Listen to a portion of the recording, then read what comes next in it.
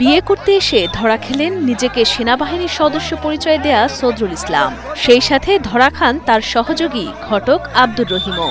এর আগেও সেনাবাহিনীর সদস্য পরিচয়ে দেশের বিভিন্ন জেলায় একাধিক বিয়ে করার অভিযোগ রয়েছে সদরুলের বিরুদ্ধে।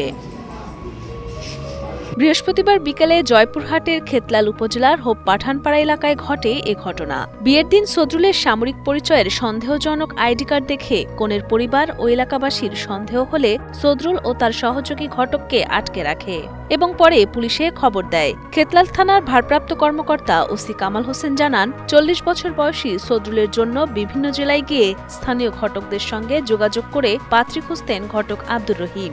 এভাবেই দীর্ঘদিন ধরে সেনাবাহিনীর সদস্য পরিচয় দিয়ে বিভিন্ন জেলায় বিয়ে করে মেয়ের পরিবারের কাছ থেকে নিতেন মোটা অঙ্কের টাকা।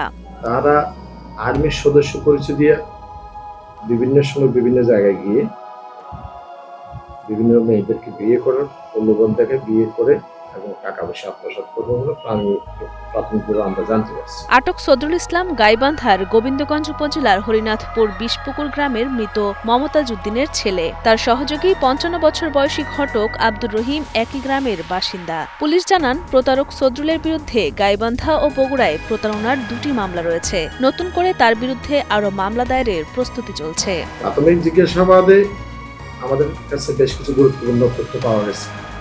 তথ্যগুলো আমরা যাচাই বাছাই করছি।